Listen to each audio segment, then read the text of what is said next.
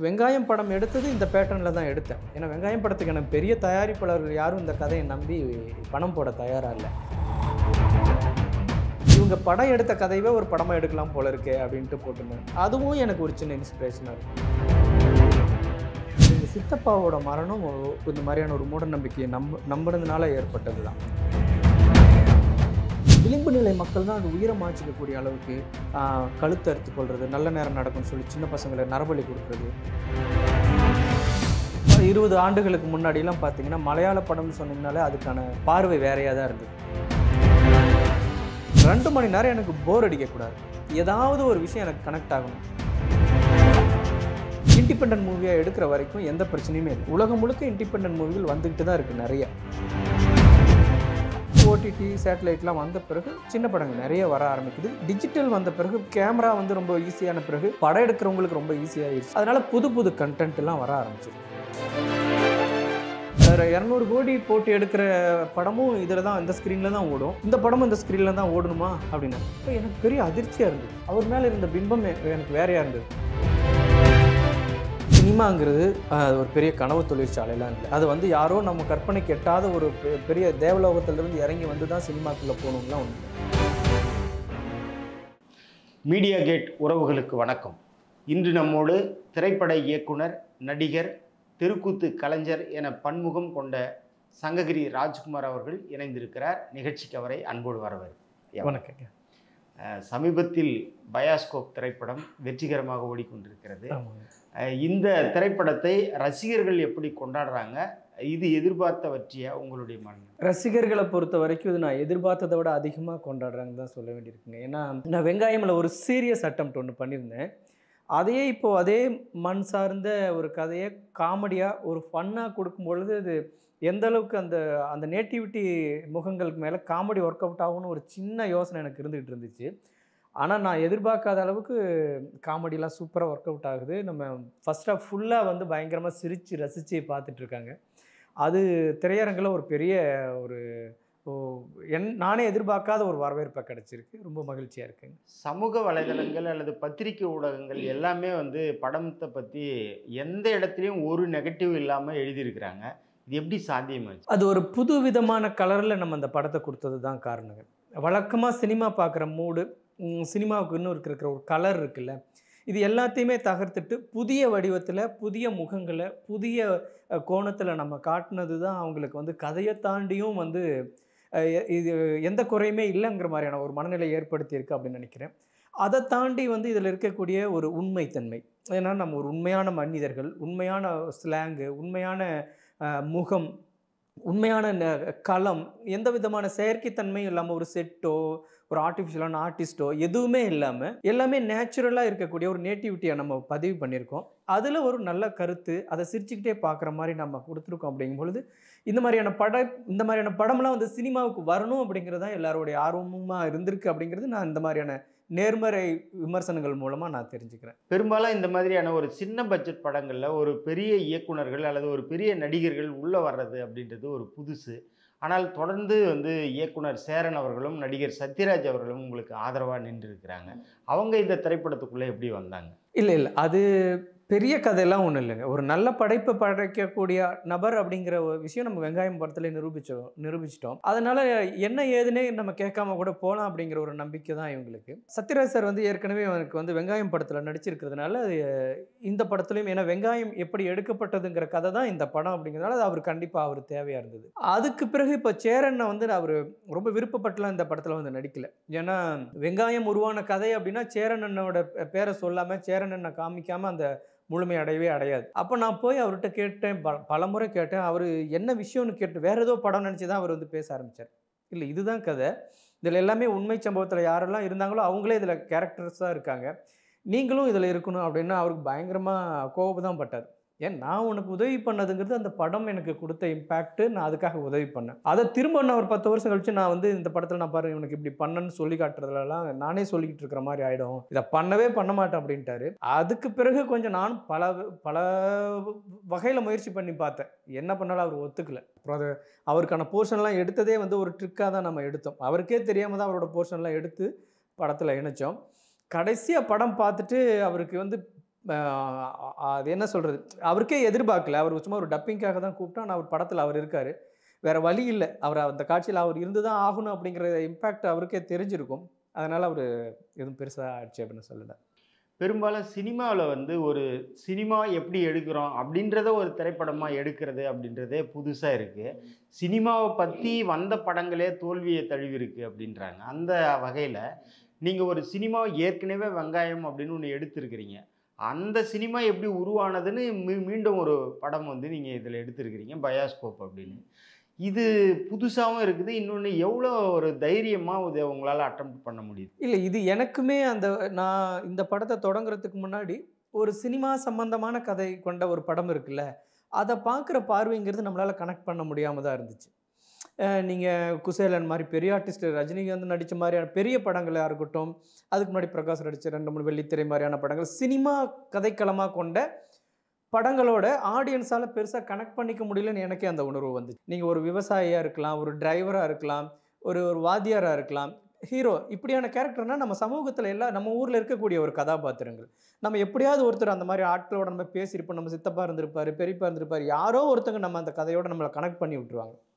ஆனால் ஒரு சினிமாக்காரங்க வந்து தமிழ்நாட்டில் 10 கோடி பேர் இருக்கக்கூடிய மக்கள் தொகையில் எத்தனை பேர் இருந்துருவாங்கன்னா, 1,00,000த்துக்கு குறைஞ்ச ஒரு மக்கள் தொகை ஆட்கள் தான் சினிமாக்காரனாக இருப்பாங்க. அப்போ அவங்களோட வாழ்க்கையை பெருசாக மக்கள் தன்னுடைய வாழ்க்கையை கனெக்ட் பண்ணிக்க முடியலங்கிறது தான் நான் உணர்ந்தேன். மற்ற படங்களில் பார்க்கும்போது சினிமாவை சம்மந்தமாக எடுத்த படங்கள் பெருசாக தோல்வி அடையுது அப்படிங்கும்போது எனக்கு என்ன ஒரு நம்பிக்கை இருந்துச்சுன்னா, இது ஒரு சினிமாங்கிறது களம் கிடையாது. ஒரு கிராமத்து மக்கள் ஒரு வேலையை செய்யறதுக்கு முயற்சி பண்ணுறாங்க. அவங்களுக்கு தெரியாத ஒரு வேலையை செய்யறதுக்கு முயற்சி பண்ணுறாங்க. அந்த வேலையை எப்படி செஞ்சு முடிச்சாங்கிறது தான் கதை. அது என்னவா இருக்குதுன்னா சினிமா எடுக்கிறது அப்படிங்கிறது தான் 2ஆம் பட்சமாக தான் இருக்குது. ஃபஸ்ட்டு ஆடியன்ஸ் என்னவா தன்னை கனெக்ட் பண்ணிக்கிறான்னா, ஒரு சினிமாக்காரனா வந்து நினச்சி அந்த அந்த லீடு கேரக்டரை அவன் நினைக்கிறது இல்லை. ஒரு கிராமத்து இளைஞன் படித்து முடிச்சுட்டு ஒரு சென்னை போகிறான். அங்கே போய் ஒரு விஷயம் கற்றுக்கிறான். அவன் வாழ்க்கையில் ஒரு பிரச்சனை நடக்கும்போது அங்கேயே வந்து அவன் நம்ம வாழ்க்கையில் இப்படி நடந்தால் என்ன பண்ணுவோம், இதை தான் நம்ம ஒரு படமாக எடுக்கணும் அப்படின்ட்டு அவன் நான் சினிமாவை எடுக்க மாட்டேன்னு சொன்னால் கூட ஆடியன்ஸ் இல்லை நீ எடுத்து தான் ஆகணும்னு சொல்கிற மாதிரியான ஒரு ஸ்க்ரீன் பிளேவை அதுக்குள்ளே வச்சோம். அப்போ ஆட்டோமேட்டிக்காக என்னென்னா ஒரு கிராமத்து முகம், அந்த நேட்டிவிட்டி, அந்த நேச்சர், இது எல்லாமே வந்து அவனுக்கு பயங்கரமாக தன்னோட கனெக்ட் பண்ண முடிஞ்சுது. அவன் சிரிக்க முடிஞ்சுது, அழ முடிஞ்சுது. நான் நினச்சே பார்க்கல. எனக்கு பர்சனலாக ரொம்ப எமோஷ்னலாக இருந்த சீன் அது. எங்கள் பாட்டி வந்து ஒரு இடத்துல அழாது. நான் ஒரு விஷயத்த சொல்லுவேன், அப்போ உடனே அழ ஆரம்பிச்சிடும். அதை நான் படம் எடுக்கும்பொழுது, வெங்காயம் படம் எடுக்கும்போது நான் பயங்கரமாக அழுதேன். அதை எந்த அளவுக்கு நாம் பர்சனலாக ஒரு ரிலேஷனோட நம்ம கனெக்ட் பண்ணிக்கிறோம், மக்கள் கனெக்ட் பண்ணிப்பாங்களான்னு நினச்சேன். படம் பார்த்த அத்தனை பேருமே அந்த இடத்துல எமோஷனல் ஆனாங்க. கண்ணீர் வந்துச்சு அவங்களுக்கு. அப்போது எனக்கு வந்து ஓகே, கேரக்டரோட இவங்க கனெக்ட் பண்ணிட்டாங்க. இவன் சினிமாக்காரன்னு தள்ளி வச்சு பார்க்கல, ஒரு கிராமத்து இளைஞனுங்கிற மாதிரி நெருக்கமான உணர்வோட பார்க்குறாங்க அப்படிங்கிறது வரும்பொழுது ஆட்டோமேட்டிக்காக இந்த படம் வந்து சினிமா கதையாக இல்லாமல் ஒரு கிராமத்து கதையாக மாறிடுச்சு. இந்த படத்தில் முழுக்கவே வந்து உங்கள் கிராமத்தை, உங்களுடைய உறவினர்களை தான் நீங்கள் நடிக்க வச்சுருக்கிறீங்க. அதில் கூட வந்து தெர்மோகோல் அப்படின்னா பெருமாள் கோயில் அப்படின்னு அவங்க புரிஞ்சுக்குவாங்க, அப்படிலாம் பல விஷயங்கள். பொதுவாகவே இன்ன வரைக்கும் கிராமங்களில் இந்த சினிமா எப்படி எடுக்கிறாங்க, சினிமா ஷூட்டிங் எப்படி நடக்கும் அப்படின்றது இப்போ வரை வந்து ஒரு அதிசயமாக பார்க்கக்கூடிய ஒரு நிலை தான். இப்போ நீங்கள் சினிமாவை நேசிக்கிற, ஆனால் சினிமாவை பற்றி ஒன்றுமே தெரியாமல் மக்களிடமே அவங்கள வச்சு படம் எடுக்கும்போது அங்கே எந்த மாதிரியான இந்த மாதிரி சுவாரஸ்யம் வேறு என்னென்னலாம் நடந்தது? இல்லை, அதுதாங்க நான் அந்த சுவாரஸ்யங்கள் தான் முழுக்க பயாஸ்கோப் முழுக்க நம்ம வச்சுருக்கிறோம் இல்லைங்களா. ஏன்னா எனக்கு வெங்காயம் படம் எடுத்தது இந்த பேட்டர்னில் தான் எடுத்தேன். ஏன்னா வெங்காயம் படத்துக்கு எனக்கு பெரிய தயாரிப்பாளர்கள் யாரும் இந்த கதையை நம்பி பணம் போட தயாராக இல்லை. அப்போ பெரிய தயாரிப்பாளர்கள் இல்லைங்கிற பட்சத்தில் என்னால் பெரிய நடிகர்களை என்னால் கூப்பிட முடியாதுங்கிற ஒரு சூழல் வந்துச்சு. அப்போ தான் நம்ம வந்து ஒரு இண்டிபெண்ட்டாக நம்ம கிராமத்து மக்களே வச்சு நம்ம எல்லா வேலைகளையும் செய்ய வச்சு நம்ம எடுக்க போகிறோம் அப்படின்னு முடிவெடுத்த பிறகு எக்கச்சக்கமான காட்சிகள், எக்கச்சக்கமான சம்பவங்கள் வந்து எனக்கு வந்து புதுசாக இருந்துச்சு. ஏன்னா நீங்கள் யூஸ்வலாக இங்கே நடக்கிற சினிமா ஷூட்டிங்கில் நடக்கிற சம்பவங்களும் சில நகைச்சுவை இருக்கும். ஏன்னா அது ஒரே பேட்டர்னில் தான் இருக்கும். இங்கே இந்த செட்டில் ஒரு ஷூட்டிங் நடக்கும், அங்கேயும் அதே சம்பவம் நடக்கும், இன்னொன்று அங்கே நடக்கும், நடிக்கும்போது சொதப்பி இருப்பார், கிளாப்போட வந்து மூஞ்சில் அடிச்சிருப்பாங்க, இப்படி ரொட்டீனாக இருக்கக்கூடிய நகைச்சுவைகள் இருக்கும். ஆனால் இது வந்து டோட்டலாக சினிமாக்காரங்களுக்கே புதிய நகைச்சுவையாக என்னுடைய அனுபவங்களில் இருந்தது. அப்போ தான் சரி வந்து மிஸ்கின் அண்ணன் வந்து வெங்காயம் படத்தோட ப்ரொமோஷன் ஷோவில் அது நியானா ஷோ மாதிரி ஒரு இது ரெடி பண்ணியிருந்தாங்க விஜய் டிவியில். அப்போது இயக்குனர்கள் ஒரு பக்கம், இந்த படத்தில் நடித்தவங்கெல்லாம் ஒரு பக்கம் உட்காந்து பேசும்பொழுது அந்த நடித்தவங்க பாட்டி, அப்பா, அம்மா, தம்பி, தங்கச்சி இவங்கெல்லாம் சொன்ன அனுபவங்களை வச்சு மிஸ்கின் அண்ணன் சொன்னார், இவங்க சொல்கிறதுல எனக்கே புதுசாக இருக்குது, நான் இதை வச்சே ஒரு படம் பண்ணணும்னு எனக்கு ஆசை வருது அப்படிங்கிற மாதிரி அவர் சொல்லியிருப்பார். எனக்கு அப்போவே அது ஒரு ஒரு ஒரு பொறி விழுந்த மாதிரி இருந்தது. ப்ளஸ் விகடனில் வந்து ரிவ்யூ மாதிரி எழுதிட்டு ஒரு சைடில் ஒரு கேப்ஷன் மாதிரி போட்டிருந்தாங்க, இவங்க படம் எடுத்த கதையவே ஒரு படமாக எடுக்கலாம் போல இருக்கே அப்படின்ட்டு போட்டிருந்தாங்க. அதுவும் எனக்கு ஒரு சின்ன இன்ஸ்பிரேஷனாக இருந்துச்சு. அப்போது அதையெல்லாம் வச்சு நம்ம ஒரு கதையாக உருவாக்கலாம் அப்படிங்கும்பொழுது நம்ம கேமராவுக்கு பின்னாடி நடந்த சம்பவங்கள்லாம் இருக்கு இல்லைங்களா, எக்கச்சக்கமான நகைச்சுவை கதைகள் இருந்துச்சு. நம்ம இந்த ஷோவில், டிவிக்கு இதெல்லாம் சொன்னது கொஞ்சம் ஒரு 10% தான். அதை தாண்டி எக்கச்சக்கமான விஷயங்கள் நமக்கு அனுபவத்தில் இருக்குது. அப்படிங்கும்போது அதையே ஒரு கதையாக பண்ணலான்னா ஒரு அழகான ஸ்கிரிப்ட் ரெடி ஆச்சு. அப்போ அதை வச்சு நம்ம அதை பண்ணலாங்கிற ஒரு துணிச்சல் வந்து இறங்கியாச்சு. இந்த படத்துடைய அந்த ப்ரொமோ வரும்போதே எல்லாரோடையும் பெரிய அளவு ரசிக்கப்பட்டது. இன்னொன்று இதை தாண்டி இந்த படத்துக்கு தாஜ்னூர் வந்து அவருடைய இசை, அவர் ரொம்ப அற்புதமான இசையமைப்பாளர், எல்லாருக்கும் தெரியும். இந்த படத்துக்கு அவருடைய பங்களிப்பு அவர்கிட்ட ஃபஸ்ட்டு நான் வந்து கதையாவோ இல்லை ஸ்கிரிப்டாவோ சொல்லவே இல்லை. டோட்டலாக என்னால் முடிஞ்ச அளவுக்கு என்னென்ன எடுக்க முடியுமோ நான் எடுத்துட்டேன். அதுக்கப்புறம் தான் அவர்கிட்ட நான் வந்து, ஏன்னா இது யூஷுவலான ஃப்ரேமிங்காக இருக்காது, யூஷுவலான பிக்சரேஷன் இருக்காது, லைட்டிங் இருக்காது, முகம் இருக்காது. நான் கதையாக சொல்லும்போது அவர் மைண்டில் வேற ஒன்று செட் ஆயிடுச்சுன்னா அவர் அதிலிருந்து வெளியில் வர முடியாது அப்படிங்கிற மாதிரி எனக்கு தோணுச்சு. இந்த சீனை, இந்த விஷுவலை பார்த்தா தான் அவர் வந்து அதுக்குள்ளே ஒரு மியூசிக்கலாக ஒன்று திங்க் பண்ண முடியும். அவர் பாட்டுக்கு சார் இந்த மாதிரி ஒரு காமெடி சீனு, இந்த மாதிரி ஒரு த்ரில்லர் சீன், இந்த இடத்துல ஒரு இவன் வருவான், வில்லன் வருவான், இப்படி சொல்ல ஆரம்பிச்சுன்னா அவர் யூஷுவலாக கமர்ஷியலாக இருக்கக்கூடிய சினிமாவுக்கான விஷுவலை மைண்டில் திங்க் பண்ணிட்டாருன்னா யூஷுவலான பேட்டர்னுக்குள்ளே போயிடுவார் அப்படின்னு நினச்சிட்டு அவர் படத்தை எடுத்து தான் அவர் காமிச்சேன். பார்த்த பிறகு அவருக்கு பயங்கர டஃப்பாக தான் இருந்துச்சு. இது ஃபோக்காகவும் செட் ஆகலை, வெஸ்டர்னாகவும் செட் ஆகலை, இது ஒரு வேற ஒரு ஏரியாவாக இருக்கே அப்படின்னு அவர் ரொம்ப ஆச்சரியப்பட்டார். அது ஒரு 5-6 வெர்ஷன் பண்ணி பண்ணி பண்ணி தான் அதுக்கப்புறம் சவுண்டும் விஷுவலும் சிங்க் ஆச்சு. அப்புறம் அவருக்கே அது ஒரு புது எக்ஸ்பீரியன்ஸாக இருந்துச்சு. அப்புறம் ரொம்ப ரொம்ப குஷி ஆகிட்டார். ஓகேங்க, இதை வேறு மாதிரியான ஒரு பேட்டர்னில் பண்ணலாம் அப்படின்ட்டு ஒரு அவர் சொல்லுற அடிக்கடி எத்தனிக் மியூசிக் அப்படின்ட்டு ஒரு புது டைப் ஆஃப் மியூசிக்கை வந்து அவர் இதில் அப்ளை பண்ணார். அது ஒரு வில்லேஜ், ஒரு ட்ரை வில்லேஜ், யதார்த்தமான முகம், செயற்கையான இசையும் இருக்காது, அதுக்கு தகுந்த மாதிரி வெறும் ட்ரையாக ஆர்ட் ஃபிலிம் மாதிரியும் போயிடக்கூடாதுங்கிறதுனால ஒரு அழகாக ஒரு ஈரானிய படத்துக்கு பண்ணுற மாதிரி, ஒரு கொரியன் படத்துக்கு பண்ணுற மாதிரி ரொம்ப அழகான மியூசிக்கை பண்ணி கொடுத்தாரு. பொதுவாக அந்த திரைப்படத்துக்குள்ள புதிதாக வர இயக்குனர்கள் வந்து குறைந்த செலவில் படம் எடுத்து அது வெற்றி அப்படின்றது சாத்தியமே இல்லை அப்படின்ற ஒரு கருத்து இருக்குது. இப்போ உங்கள் வெங்காயம் படம் பண்ணிவிட்டு வெங்காயத்துக்கு பிறகு ஏறத்தாழ ஒரு 10 ஆண்டு இடைவெளிக்கு பிறகு மறுபடியும் ஒரு சின்ன பட்ஜெட்டில் ஒரு கலைப்படைப்பாக இதை கொண்டுட்டு வந்திருக்கிறீங்க. எப்படி இது சாத்தியமாச்சு? இப்போ சினிமாவில் இந்த படத்தை எந்த அளவு கொண்டாடுறாங்க? அதாங்க, நம்ம வெங்காயம் எந்த அளவுக்கு கொண்டாடப்பட்டதோ அதே அளவுக்கு இன்னும் பத்திரிகைகள் கொண்டாடுற அந்த விமர்சனங்களை பார்த்தாலே தெரியும். எனக்கே ஆச்சரியமாக தான் இருந்தது. இவ்வளோ பெரிய படங்களுக்கு கூட ஒரு 20 லைன் எழுதுனாங்கன்னா கடைசி 2 லைனில் ஏதாவது ஒரு குறைய சொல்லி முடிக்கிறது ஒரு விமர்சனம் எழுதுறதுக்கான ஒரு நியதியாக அந்த மாதிரி இருந்த காலம் போய் இந்த படத்தில் எந்த இடத்துலையுமே குறைய சொல்லலை யாருமே. எனக்கே ஆச்சரியமாக தான் இருந்தது. என்ன நினைக்கிறேன்னா, இது ஒரு மக்களுக்கான படம். கஷ்டப்பட்டு எடுத்தாலும் இவன் கமர்ஷியலாக பணம் பண்ணுறதுக்கான படம் பார்த்தாலே தெரிஞ்சிடும்.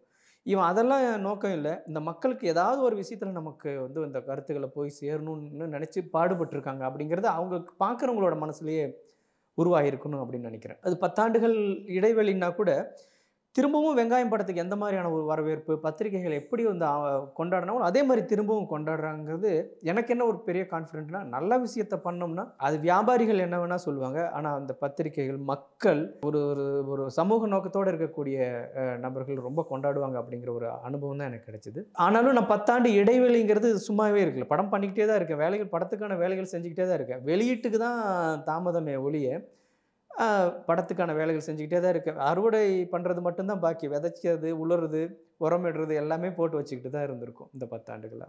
வெங்காயம் திரைப்படத்திலே வந்து கூத்து கலைஞர்களை பற்றி அதில் உதாரணமாக வெங்காயம் திரைப்படத்தில் உங்கள் அப்பாவுடைய கேரக்டரே அந்த கூத்து ஆடுற ஒரு கேரக்டர் தான்.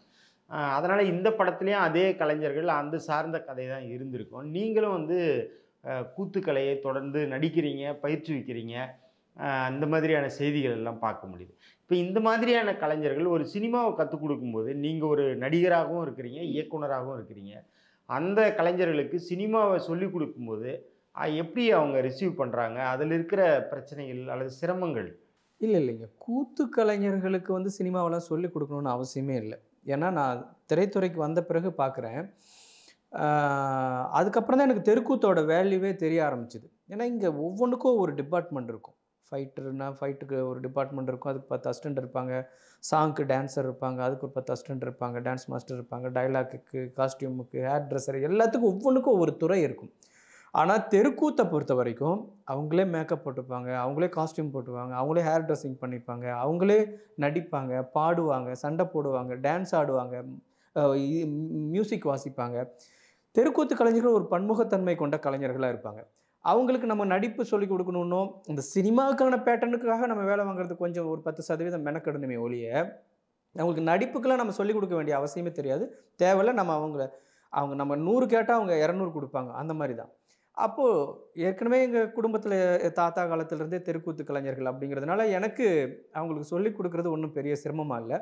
இத்தனைக்கு நான் புது ஆளா இருந்து, அவங்களுக்கு இந்த கேமராலாம் புதுசா இருந்திருந்தா வேணா, கொஞ்சம் அவங்களுக்கு சிரமமா இதுல இருந்திருக்கும். குறிப்பா 2, 3 பாட்டிகள் எல்லாம் நீங்க காட்டியிருக்கிறீங்க. கேமரா வந்து தலை மேல வச்சுன்னு இருக்கிற மாதிரி, அந்த பாட்டியா ஆக்ஷன் சொல்ற மாதிரி, இப்படிலாம் வந்து ரொம்ப சுவாரஸ்யமா இருக்குது. அவங்க எல்லாம் எப்படி உள்ள வந்தாங்க? எங்க தாத்தா, பாட்டி தான். அதில 4 தாத்தா 2 தாத்தா, பாட்டிங்க 2 தாத்தா, 2 பாட்டி இருப்பாங்க. எங்க அப்பாவோட அம்மா, அப்பா, அம்மாவோட அம்மா, அப்பா இவங்க தான். இவங்களுக்கு இப்பன்னு இல்லங்க. நான் என் கூட வந்து இவங்க கிட்டத்தட்ட ஒரு 20 ஆண்டுகளாவே என்ன என் என் பின்னாடி கேமராவ தூக்கிட்டு சுத்திக்கிட்டே தான் இருக்காங்க. தமிழன் தொலைக்காட்சியில தொடங்கி, மக்கள் தொலைக்காட்சியில இத வந்து நான் கிட்டத்தட்ட ஒரு 32 எபிசோடு இவங்கள வச்சு தான் நான் பண்ணேன். இந்த மூட நம்பிக்கைகள் சார்ந்து, மக்கள் வாழ்வியல் சார்ந்து, ஒரு ஷார்ட் ஃபிலிம் மாரி 1/2 அன் ஹவர் நான் பண்ணும்பொழுது, அவங்களுக்கு அது ஒரு பயிற்சி மாரி ஆயிடுச்சு. அவங்க ஏற்கனவே அவங்க இயல்பாவே கலைஞர்கள் தான். அத கேமரா முன்னாடி எப்படி அப்ளை பண்றதுங்கிறது மட்டும் தான் அவங்களுக்கு ஒரு சின்ன சிக்கலா இருந்திருக்கும். அது அந்த காலகட்டங்கள்ல, அந்த மக்கள் தொலைக்காட்சியில பண்ண சமயத்துல அவங்களுக்கு ஒரு பெரிய பிராக்டிஸ் மாரி ஆயிடுச்சு. பிறகு வெங்காயம் படம் பண்ணது இன்னும் பெரிய எக்ஸ்பீரியன்ஸ். ஏன்னா நம்ம பண்ணது பெரிய ஸ்க்ரீன்ல என்ன மாரியான அ இம்பேக்ட்ட ஏற்படுத்துது, மக்கள எப்படி ரசிக்கிறான். டிவின்னா கூட டிவில வரும். அவங்க வீட்ல உட்காந்து பார்த்துருவாங்க. இப்ப வெங்காயம் படம் எடுத்துட்டு அவங்க தியேட்டர்ல கொண்டு போய் உட்கார வைக்கிறோம்ல மக்களோட, அப்போ உங்களுக்கு நாம ஏதோ சொன்னா, நம்ம செஞ்சோம். அதுக்கு இப்படி கை தட்டுறாங்க, இப்படி ரசிக்கிறாங்க, கொண்டாடுறாங்கங்கும் பொழுது அவங்களுக்கு கூடுதல் உற்சாகம் ஆயிடுச்சு. அப்ப என்னன்னா, என்னமோ ஒண்ணு சொல்லுவோம். அத நம்ம கண்ண மூடிட்டு செஞ்சுட்டோம்னா போதும் அப்படிங்கிற ஒரு நம்பிக்கை, ஒரு குருட்டு நம்பிக்கையே அவங்களுக்கு ஒரு போதுமானதா இருந்தது. அத நாம வந்து எதுக்கு சினிமாவுக்கு தகுந்த மாரி எப்படி பயன்படுத்திக்கணுமோ, அப்படி பயன்படுத்திக்கிட்டதுனாலயே ஒரு பெரிய இந்த படத்த எடுத்து முடிஞ்சது. ஏன்னா, ஒரு நகைச்சுவைய நான் எங்கெல்லாம் இது நகைச்சுவையா ஒர்க் அவுட் ஆகணும்னு நெனச்சு எழுதனனோ, அங்கெல்லாம் ஒர்க் அவுட் ஆயிருக்கு. எங்கெல்லாம் எமோஷனலா கனெக்ட் ஆகும்னு நெனச்சேனோ, அங்கெல்லாம் கனெக்ட் ஆயிருக்கு. ஒரு த்ரில்லா நான் என்ன எமோஷன் கிரியேட் ஆகும்னு நெனச்சேனோ, எல்லாமே அந்த தாத்தா, பாட்டிங்கள வச்சே என்னால பண்ண முடிஞ்சது அப்படிங்கிறது, எனக்கே ஒரு இயக்குனரா கொஞ்சம் நான் வந்து சந்தோஷப்பட்டுக்க முடிஞ்சது. ஏன்னா, இதுக்கு இந்த பெர்ஃபார்ம குடுக்குறதுக்கு இவர் தான் முடியும். நாசர் தான் முடியும். இல்ல பசுபதி தான் முடியும். இப்படி ஒரு சில கேரக்டருக்குன்னு சினிமால ஒரு ஒரு இது இருக்குல்ல. இந்த கேரக்டர்னா இது மனோரமா தான் பண்ண முடியும். அல்லது கோவை சரளா தான் பண்ண முடியும். இதெல்லாம் எதுவுமே இல்லன்னு தூக்கி போட்டு, கோவை சரளாவோ அல்லது ஒரு பெரிய கேரக்டர் ஆர்டிஸ்ட்டா இருந்த மனோரமா பண்ணா என்ன கிரியேட் ஆயிருக்குமோ, அது எங்க பாட்டிய வச்சே நான் பண்ணேன். எங்க பாட்டி அழும்போது அழுதாங்க. அந்த சீன்ல எமோஷனல் வரும்னு நெனச்சு அது அழுதாங்க. அ ஒரு வடிவேல் பண்ணா தான் காமெடி, இல்ல ஒரு சந்தானம் பண்ணா தான் காமெடிங்கிறத தாண்டி எங்க தாத்தா பண்ணும்பொழுதே சிரிச்சாங்க. அப்போ எனக்கு அந்த கன்டென்ட்ல மட்டும் நம்ம ஸ்ட்ராங்கா இருந்துட்டோம்னா, அது முகம் எதுவா இருந்தாலும் அந்த உணர்வ குடுத்துரும் அப்படிங்கிற ஒரு நம்பிக்கை அவங்கள வச்சே குடுக்க முடிஞ்சது. அவங்களோட ஒத்துழைப்பு தான். என்னன்னா, அவங்களுக்கு ரொம்ப வயசாயிடுச்சு. இனிமேல்லாம் எந்த படத்துக்கும் என் கூட வர முடியாது. எனக்கு அவங்க கூடயும் வாழ்ந்த மாரி இருந்துச்சு. ஒரு படம் எடுத்த மாரி இருந்துச்சு. ஒரு ஒரு குடும்பத்தோட இருந்துகிட்டே ஒரு படம் எடுத்த மாரியான உணர்வு தான். ஆ அது என்னன்னா அதனால எனக்கு இன்னும் பெரிய சிரமமாவோ, அவங்களுக்கு அது சிரமமாவோ இல்ல. எல்லாருக்குமே எளிதா தான் இருந்தது. வெங்காயம் ஆகட்டும் அல்லது இப்போ எடுத்த பயாஸ்கோப் ஆகட்டும், 2மே வந்து ஒரு மூடநம்பிக்கைக்கு எதிரான படமா நீங்க வந்து சொல்லியிருக்கிறீங்க. அது சினிமாவுல இருந்துக்குன்னு சொல்றது அப்படின்றது ஒரு சாத்தியம் இல்லாத ஒண்ணா இருக்கு. ஏன்னா சினிமாவிலேயே அந்த மாதிரியான நம்பிக்கைகள் இருக்கிற ஒரு உலகம் தான். அப்போ அதுக்குள்ள இருந்து நீங்க இந்த மாதிரியான ஒரு கன்டென்ட்ட தொட்டு, இதெல்லாம் தவறு அப்படின்னு நீங்க சொல்லியிருக்கிறீங்க. இது எப்படி சாத்தியமாச்சு? அதுக்கு அங்க நீங்க என்னலாம் பண்ணாங்க? என்னோட பர்சனல் லைஃப்ல நடந்த ஒரு இன்சிடென்ட் தான். எங்க சித்தப்பாவோட மரணம் இந்த மாரியான ஒரு மூடநம்பிக்கைய நம்புனதுனால ஏற்பட்டது தான். அப்போ நாம எங்க வெளி உலகத்துக்கு வரோம். நான் அ இங்க சினிமாவுக்கு வந்த பிறகு தமிழன் தொலைக்காட்சியில இருந்து ஒரு டேப் கொண்டு போறதுக்காக தைலாபுரத்தில கொண்டு போய் குடுக்கணும்னு சொன்னாங்க. அங்க தைலாபுரத்தில நடந்த ஒரு பயிலரங்கம். அங்க நெறைய ஆளுமைகள் சீமான், இன்னைக்கு அருள்மதி, சுபவி, இப்படி பிரபஞ்சன், இப்படி நெறைய ஆளுமைகள் அங்கருந்து பயிற்சி எடுத்தாங்க. எனக்கு அங்க தான் வந்து இந்த இந்த மூடநம்பிக்கைகள் சம்மந்தமா எனக்கு சில தெளிவு கிடைச்சது. அப்போ அந்த தெளிவு பெற பெற நம்ம கொஞ்சம் கொஞ்சமா தெளிஞ்சுக்கிட்டு இருக்கிறோம். அந்த சமயத்திலேயே ஜோசியம் பார்த்துட்டு, அவன் சொன்ன ஒரு ஒரு ஒரு மோசமான ஒரு கமெண்ட்டால் எங்கள் சித்தப்பா சூசைட் பண்ணிக்கிறார். நீ பிச்சை எடுக்க போகிற, உனக்கு பிச்சை எடுக்க நேரம் வரப்போகுது, நீ தொழில் தொடங்குறதுக்குலாம் நேரம் இல்லை அப்படின்னு சொல்லி ஒரு ஸ்ட்ராங்காக அடிச்சு சொல்லிடுறாரு. இது மட்டும் நடக்கலைன்னா நான் ஜோசியம் பார்க்குறதே விட்டுறேன்னு தூக்கி போடுறாரு. அவர் பயந்து போய் என்ன பண்ணுறாரு, எதுக்கு நம்ம வாழ்ந்து நம்ம குடும்பத்துக்கு அவமானம், எப்படி இருந்தாலும் நம்ம நேரம் நம்மளை ஒரு பிச்சைக்காரனாக மாற்ற போகுது, எதுக்கு நம்ம அப்படின்னு சொல்லிட்டு அவர் சூசைட் பண்ணிக்கிறார். அது என்னென்னா, ஊரில் இருக்கக்கூடிய ஒரு எளிய மக்கள் ஸ்ட்ராங்காக நம்பக்கூடிய ஒரு நம்பிக்கை அது அவங்க உயிரையே மாய்க்கக்கூடிய அளவுக்கு வலிமையானதாக இருக்குது. அப்படிங்கும் பொழுது இதெல்லாம் சும்மா இவங்க ஏதோ அந்த எதிர்காலத்தை கணிக்கிறேன்னு சொல்லிட்டு பண்ணி நம்ம வந்து ஒரு உயிர் போயிடுச்சே அப்படிங்கும்போது என்னால் வந்து அதை வந்து ஏற்றுக்கவே முடியல. அப்போது நம்ம எதுக்கோ சினிமாவுக்கு போனோம், காசு சம்பாதிச்சோம், காசு சம்பாதிக்கணும்னு நம்ம ஊர்லேயே இருந்திருந்தா இன்றைக்கி நம்ம பெரிய கோடீஸ்வரனாக மாறிடலாம். ஆனால் சினிமாங்கிற ஒரு வலிமையான கருவியை நம்ம கையாளக்கூடிய ஒரு இடத்துல இருக்கிறோம். அப்படிங்கும்போது ஏன் இந்த மக்கள் சார்ந்து ஏதாவது ஒரு விஷயம், இந்த மக்களுக்கு நம்ம தெரிஞ்ச ஒரு விஷயத்தை ஏன் மக்களுக்கு ஒரு தெளிவை ஏற்படுத்தக்கூடாது அப்படிங்கிற இருக்கிற சின்ன சின்ன இந்த பிரச்சனைகள் எல்லாம் மக்களுக்கு தெளிவுபடுத்தலை. எளிய மக்கள் தான் பாதிக்கப்படுறாங்க. பெரிய கோடீஸ்வரன் அவனுக்கு பாதிப்பு வந்தாலும் பெரிய பாதிப்பாக வரப்போகிறது இல்லை, அவனுக்கு பணம் தான் லாஸ் ஆகும். ஆனால் ரொம்ப இந்த விளிம்பு நிலை மக்கள் தான் அது உயிரை மாச்சிக்கக்கூடிய அளவுக்கு கழுத்தை அறுத்து கொள்வது, நல்ல நேரம் நடக்கும்னு சொல்லி சின்ன பசங்களை நரபலி கொடுக்கறது, தோசம் கழிக்கிறங்கிற பேரில் பொண்ணுங்களை வயசுக்கு வந்த பொண்ணுங்களை கற்பழிக்கிறது, இந்த மாதிரியான இது நடந்துக்கிட்டே இருக்குது. எக்கச்சக்கமாக நம்ம ஊரில் செய்தித்தாள்களில் பார்க்குறோம், நம்ம செவி வழியாக கேட்குறோம். அப்போ இதை சம்மந்தமாக நம்ம ஏன் எடுக்கக்கூடாது அப்படிங்கும்போது அந்த நாம் நேரடியாக பாதிக்கப்பட்ட அந்த உணர்வு இருக்குல்ல, அதை ரொம்ப ஸ்ட்ராங்காக பதிவு பண்ணும்போது ப்ளஸ் நமக்கு தெரிஞ்ச சினிமா டெக்னிக்கோட ஒரு த்ரில்லாக ஒரு ஒரு ஒரு க்ரைம் மாதிரி அதுக்குள்ளே ஸ்க்ரீன் ப்ளே பண்ணி நம்ம அழகாக பண்ணும்போது அது எந்த கண்டென்ட்டாக இருந்தாலும் மக்கள் பார்ப்பாங்க அப்படிங்கிறது தான் எனக்கு தோணுச்சு. நல்ல சுவாரஸ்யமான ஒரு படத்தையும் கொடுக்குறோம், அதே சமயம் ஒரு சின்ன மெசேஜையும் நம்ம கொடுக்குறோம் அப்படிங்கிறது தான் எனக்கு ரொம்ப ஈஸியாக கை வந்துச்சு. எனக்கு ரொம்ப சிரமப்படவே இல்லை. அதுக்கு தொடர்ந்து பத்திரிகைகள் எல்லாம் பார்த்தோம், ஒன் அப்படின்னு ஒரு படமும் நெடும்பா அப்படின்னு ஒரு படம் தொடர்ந்து உங்களுடைய இயக்கத்தில் வரப்போகுது அப்படின்னு சொல்லி. இந்த ஆண்டு உங்கள் கைவசம் இருக்கிற படங்கள் என்ன, எப்போ திரைக்கு வரும்? நான் என்னுடைய குறிக்கோள் என்னன்னா, உண்மையிலேயே வந்து ஜனவரி 3ஆம் தேதி முதல் படமாகவே பயாஸ்கோப் வந்துருச்சு. இந்த வருஷம் வந்ததுலேயே முதல் படம் பயாஸ்கோப், அதுவே பெரிய பாராட்டப்பட்டிருக்கு. விக்கிபீடியாவே மொதல் படம் நம்ம படத்தை வச்சுருக்கு. அப்போ நான் ஒரு 5 படம் நம்மளோட இயக்கத்தில் இந்த ஆண்டு வெளியே வந்துடணும் அப்படின்ட்டு ஒரு குறிக்கோளாக வச்சுருக்கேன். அந்த ஏற்கனவே இருந்த 3 படங்கள் ப்ளஸ் 2 புது படங்களாக அது பண்ணிடணும் அப்படின்ட்டு. எந்த அளவுக்கு சாத்தியமாக இருக்குன்னு பார்க்கலாம். அதில் 1 வந்துட்டு பிப்ரவரி இறுதியில் கொண்டு வரதுக்கான திட்டம் போயிட்டுருக்கு. அது ஒரு பெரிய முயற்சி.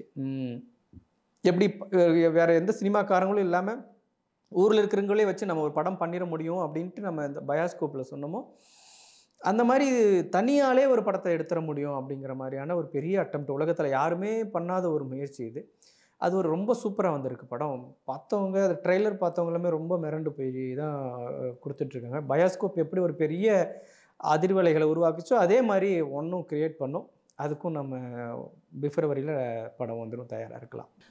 சார், சினிமாவில் பெரிய பெரிய பட்ஜெட்டு செலவில் வந்து பெரிய ஆர்டிஸ்ட்டை வச்சு படம் பண்ணுறது கூட இன்றைக்கி வந்து தோல்வியை தழுவுது. ஆனால் சமீப காலமாக இப்போது ஜமா, கொட்டுக்காளி, லப்பர் பந்து இந்த மாதிரியான வரிசையில் நிறைய படங்கள் வந்து மக்கள்கிட்ட பெரும் வரவேற்பப்படுது.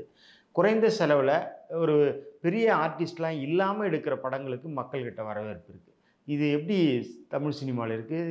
அதாங்க இப்போ ஜென்ரலாகவே என்னென்னா, அதுக்கு முன்னாடி நான் ஒரு 20 ஆண்டுகளுக்கு முன்னாடிலாம் பார்த்தீங்கன்னா, மலையாள படம்னு சொன்னிங்கனாலே அதுக்கான பார்வை வேறையாக தான் இருந்தது. ஒரு ஆபாச படத்தை தான் மலையாள படங்கிற மாதிரி சொல்லிட்டு இருந்தாங்க. விவேக்லாம் கூட 2-3 படத்தோட டைட்டிலை சொல்லி நகைச்சுவை பண்ணியிருப்பார். அவங்க நல்ல கண்டென்ட்டை கொடுத்து கொடுத்து கொடுத்து தொடர்ந்து கொடுத்து இன்றைக்கி மலையாள படம்னா உலக அரங்கில் ஒரு நல்ல படங்கள், ஒரு நல்ல ஒரு குவாலிட்டியான படம், குவாலிட்டியான கதை இருக்கும் அப்படிங்கிற மாதிரியான பார்வையை மாற்றிருக்காங்க. இப்போது அந்த மாதிரி மக்கள் என்னென்னா, மக்களுக்கு பொறுத்த வரைக்கும் இத்தனை பேர் பின்னாடி ஆடணும், இவ்வளோ பெரிய இத்தனை சுமோவை அடித்து பறக்க விடணும், இப்படிலாம் எதுவுமே நினைக்கிறதே இல்லைங்க. 2 மணி நேரம் எனக்கு போர் அடிக்கக்கூடாது. ஏதாவது ஒரு விஷயம் எனக்கு கனெக்ட் ஆகணும். ஒன்றா காமெடியாவோ இல்லை எமோஷனலாவோ ஒரு த்ரில்லாவோ ஹாரராவோ ஏதாவது ஒரு எமோஷன் எனக்குள்ளே க்ரியேட் ஆகிடுச்சுன்னா, போர் அடிக்காமல் தூக்கம் வராமல் நான் படம் பார்த்துட்டுனா போதும்னு தான் நினைக்கிறான். இதுக்கு இது இத்தனை கோடி செலவு பண்ணால் தான் பார்ப்பேன், இல்லை இதில் சின்னதாக எடுத்திருந்தால் பார்க்க மாட்டேன் அப்படிங்கிறதெல்லாம் ஒன்றுமே இல்லை. கதை ஸ்ட்ராங்காக இருந்து அவனை இன்ட்ரெஸ்டிங்காக கொண்டு போச்சுன்னா எந்த விதமான தயக்கமே இல்லாமல் மக்கள் பார்க்குறாங்க. இப்போ வெங்காயமில் இருந்தே நம்ம தொடர்ந்து முயற்சி பண்ணுறது அதுக்கு தான். நல்ல கதைகளை சொல்லக்கூடிய நல்ல கருத்தை, புதிய புதிய கருத்துக்களை கொண்டு வர படங்கள் பெரிய பட்ஜெட்டில் எடுக்கவே முடியாது. அந்த ரிஸ்க்கை எடுக்கிறதுக்கு பயப்படுவாங்க ப்ரொடியூசர்ஸ். சின்ன படங்கள்னால் துணிஞ்சு இறங்கலாம். ஓகே, ஒரு புது விஷயம் நான் அட்டன் பண்ணுறேன், இது ஒர்க் அவுட் ஆனாலும் ஆகலைனாலும் படமாக பேசப்படும், எனக்கு பெருசாக பொருளாதார தோல்வி வராது அப்படிங்கிற மாதிரியான ரிஸ்க் எடுக்கக்கூடிய ஏரியாக்குள்ளேருந்து எடுக்கிற வரைக்கும், இண்டிபெண்டன்ட் மூவியாக எடுக்கிற வரைக்கும் எந்த பிரச்சனையுமே இல்லை. உலகம் முழுக்க இண்டிபெண்டன்ட் மூவிகள் வந்துக்கிட்டு தான் இருக்குது நிறைய. இந்த மாதிரி இண்டிபெண்டன்ட் மாற்று சினிமா மட்டும்தான் மக்களோட பிரச்சனைகளை பேசுதுங்க. சினிமாங்கிறது மேலை நாடுகளுக்கு வேணால் பொழுதுபோக்கு ஒரு கருவியாக இருக்கலாம். ஆனால் இந்தியா மாதிரியான இன்னும் வளர்ந்துகிட்டு இருக்கிற வளர வேண்டிய தேவை எத்தனையோ விஷயங்கள் மக்களுக்கு நம்ம சொல்ல வேண்டியது இருக்குது. அப்படிங்கும் பொழுது சினிமாவை 2 மணி நேரம் சும்மா டைம் பாஸுக்கு மட்டும் பார்த்துட்டு போகணும் அப்படிங்கிறதுல நமக்கு உடன்பாடு இல்லை. டைம் பாஸும் ஆகணும், ப்ளஸ் நமக்கு ஏதாவது சின்ன விஷயமும் சொல்லணும் அப்படின்னு நினைக்கும்போது இந்த மாதிரியான சின்ன படங்கள் தான் அதுக்கான தேவையை பூர்த்தி பண்ணிகிட்டு இருக்கு. அப்போது ஆடியன்ஸுக்கிட்ட போய் சேர்ந்துருச்சுன்னு வச்சுக்கோங்களேன், அவன் வந்து டிவியில் பார்க்குறான், ஓடிடியில் பார்க்குறான். இன்றைக்கெல்லாம் வந்து சின்ன சின்ன படங்களோட வெற்றி, நீங்கள் சொன்ன மாதிரி கொட்டுக்காளியாக இருக்கட்டும், ஜமா மாதிரியான படங்கள்லாம் அந்த ஓடிடியில் வரும்பொழுது தான் அப்படி கொண்டாடுறாங்க. இங்கே தேட்டர்லேயும் கொண்டாடி இருப்பாங்க. ஆனால் இந்த தேட்டருக்குன்னு ஒரு செட்டப் வச்சுட்டு இங்கே இருக்கிற வியாபாரிகள் நடுவில், மக்களுக்கும் இந்த வியாபாரத்துக்கும் நடுவில் ஒரு கம்பி வேலையை போட்டுக்குவாங்க. இவங்களா உருவாக்குவாங்க. இல்லைன்னா அவங்க அந்த பக்கம் போவாங்க, அவங்க இந்த பக்கம் வந்துக்கிட்டு தான் அவங்களுக்குள்ள தொடர்புக்குள்ள தான் இருந்துகிட்டு இருப்பாங்க. இவங்களா ஒரு வேலையை போட்டு இவங்களே ஒரு கேட்டையும் வச்சு அதுக்கு இவங்களும் டோக்கனும் கொடுப்பாங்க. இந்த படம் இந்த கேட்டில் போகணும், இந்த படம் இந்த கேட்டில் போகணும். மக்கள் எப்போவுமே அப்படி பிரித்து பார்க்குறதே இல்லைங்க. மக்கள்கிட்ட போய் சேர்ந்துருச்சுன்னா, நீங்கள் அந்த தேட்டரில் இருக்கிற வரைக்கும் தான் சின்ன படம் பெரிய படம். டிவிக்கு போயிடுச்சுனாலோ மக்கள் வீட்டுக்கு ஸ்க்ரீனுக்குள்ளே போயிடுச்சுன்னா எல்லா படத்தையும் ஒரே மாதிரி தான் பார்க்குறான். சிரிப்பு வந்தால் சிரிக்கிறான், அழுக வந்தால் அழுறான். அப்போது சின்ன படம் பெரிய படங்கிறது இந்த வியாபார உலகம் தீர்மானிக்கிறதானே ஒளி மக்கள் தீர்மானிக்கிறது கிடையாது. அப்போது மக்கள் இன்னும் என்ன அழகாக சிந்திக்க ஆரம்பிச்சிட்டாங்கன்னா, நம்ம வாழ்வியலை பிரதிபலிக்கக்கூடிய படங்கள், வழக்கமாக 70களிலிருந்து 80களிலிருந்து பார்த்த ஒரே மாதிரி பார்த்து இந்த ஒரு காட்சி வரும்னா அடுத்த காட்சி என்னவா இருக்குங்கிற அளவுக்கு அவன் முன்கூட்டியே தீர்மானிக்கிற அளவுக்கு அவனுக்கு வந்து சினிமா பார்த்து அந்த வழக்கமான படங்களை முடிவு பண்ண ஆரம்பிச்சிட்டான். அப்போ புதுசாக ஏதாவது எனக்கு காட்டுங்கடா அப்படிங்கிறத அவன் எதிர்பார்க்குறான். அது சின்ன படமா பெரிய படமாங்கிறது யோசிக்கிறது இல்லை. அவனுக்கு சுவாரஸ்யமாக இருக்கிற எல்லா படத்தையுமே கொண்டாட ஆரம்பிக்கும். அப்படியான சூழல் வந்தது இப்போ ஓடிடி, சேட்டலைட்லாம் வந்த பிறகு சின்ன படங்கள் நிறைய வர ஆரம்பிக்குது. டிஜிட்டல் வந்த பிறகு, கேமரா வந்து ரொம்ப ஈஸியான பிறகு படம் எடுக்கிறவங்களுக்கு ரொம்ப ஈஸியாகிடுச்சு. அதனால் புது கண்டென்ட்லாம் வர ஆரம்பிச்சிருக்கு. இது ஒரு ஆரோக்கியமான சூழலாக தான் இருக்கும். இப்போ இந்த மாதிரியான சின்ன படங்களுக்கு திரைத்துறையில் வியாபார ரீதியாக எந்த மாதிரியான சிக்கல்கள் இருக்குது? அதாங்க, அது வியாபாரிகளுக்கு அதுவும் பயாஸ்கோப்லேயே நம்ம வந்து சினிமா எடுக்கிறது ரொம்ப சாதாரணமான விஷயம்னு ஒரு கருத்தாகவே அதில் சொல்லியிருப்போம். அது வந்து சினிமானா ஒரு கனவு உலகம், இது வந்து ஒரு கற்பனை கெட்டாத வந்து அந்த சினிமாக்காரங்கள்லாம் வந்தாலே வந்து ஒரு 10 பிளாக் கார்ட்ஸ் வந்து கையை அப்படி குறுக்க வச்சுக்கிட்டு நிற்கணும், செல்ஃபி எடுப்பாங்க, அவங்களுக்கு வந்து ஒரு பவுன்சர்ஸ்லாம் வேணும். இப்படி ஒரு செலிப்ரிட்டி மூட்லேயே வாழ்ந்து பழகிட்ட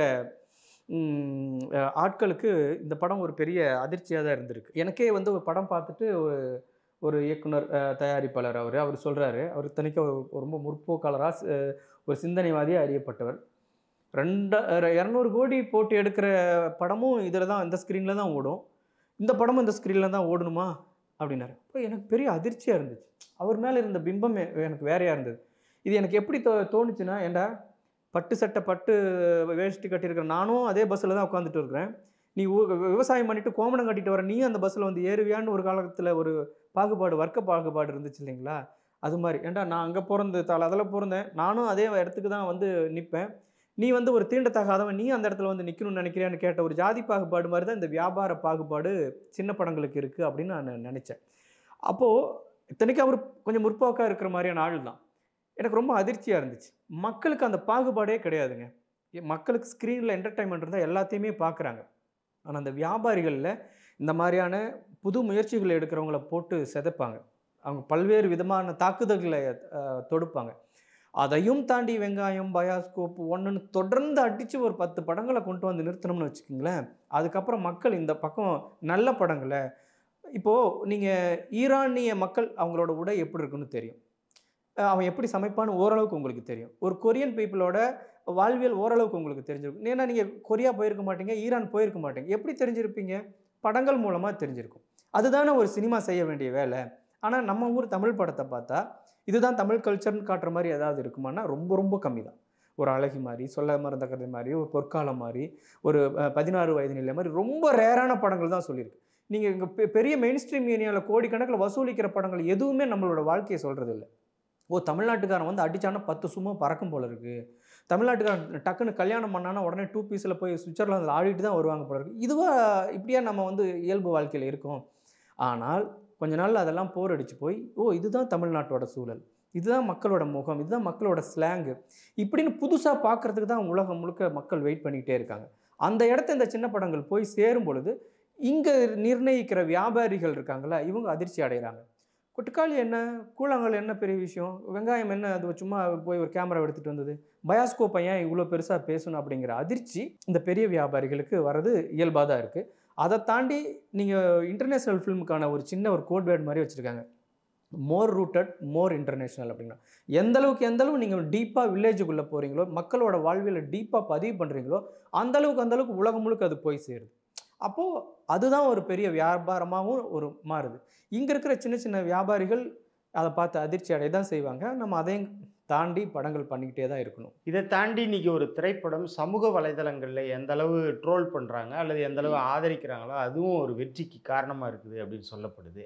இப்போ இந்த திரைப்படம் அப்படி மீடியாக்கள்ல எந்த மாதிரி அதான் நான் ஏற்கனவே சொன்ன மாதிரி இந்த படத்தை பற்றி எங்கேயுமே எந்த இடத்துலையுமே நெகட்டிவாக யாருமே எழுதலை. எல்லாருமே படம் பார்த்து அத்தனை பேருமே அப்படி கொண்டாடி எழுதுறாங்க. நிறைய பேர் வந்து இந்த மாதிரியான ஒரு படம் எடுக்கவே முடியாது அப்படிங்கிறாங்க. கோடம்பாக்கத்திற்கு இந்த செருப்படியில் தம்ப்நெயில் வச்சு போடுறாங்க. அது மிகையாக இருந்தால் கூட அவங்க என்ன கன்வே பண்ண வராங்கன்னா, இந்த ஒரு பிம்பம் கட்டமைச்சு வச்சுருந்தாங்கல்ல, அதை உடைச்சிருக்கிறோம் அப்படிங்கிறத தான் வந்து அவங்களோட மொழியில் சொல்ல வராங்க. பயாஸ்கோப்பை பொறுத்த வரைக்கும் ஒட்டுமொத்தமாக பார்த்தவங்க எல்லாருமே கொண்டாடி தீர்க்கிறாங்க அப்படிங்கும்பொழுது எளிய படங்களும் மக்களால் வரவேற்பை பெறுது அப்படிங்கிறது நமக்கு ஒரு பெரிய மகிழ்ச்சியாக தான் இருக்குது. இப்போ உங்களை போல கிராமங்கள்ல இருந்து சினிமா அப்படின்ற கனவோட வர புது புது படைப்பாளிகளுக்கு இந்த படத்தின் மூலமா நீங்க சொல்ல வர்றது என்ன? சினிமாங்கிறது அது ஒரு பெரிய கனவு தொழிற்சாலைலாம் இல்லை. அது வந்து யாரோ நம்ம கற்பனைக்கு எட்டாத ஒரு பெரிய தேவலோகத்திலிருந்து இறங்கி வந்து தான் சினிமாக்குள்ளே போகணுன்னுலாம் ஒன்றும் இல்லை. யார் முயற்சி பண்ணாலும் சினிமாக்குள்ளே என்ட்ரு ஆகலாம்.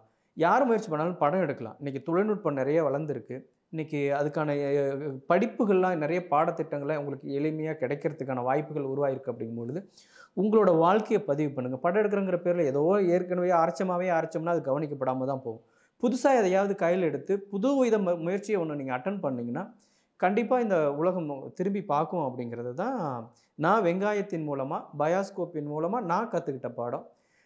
தொடர்ந்து நான் வந்து இதை வந்து என்ன மாதிரி படம் எடுக்கணும்னு நினச்சி வரவங்களுக்கு சொல்கிற வழிகாட்டுதலாக இருந்தால் கூட ஒரு இடத்துல எனக்கு சின்ன ஒரு சிக்கல் உருவாகும். இதை எங்கே வியாபாரம் பண்ணுறது அப்படின்ட்டு.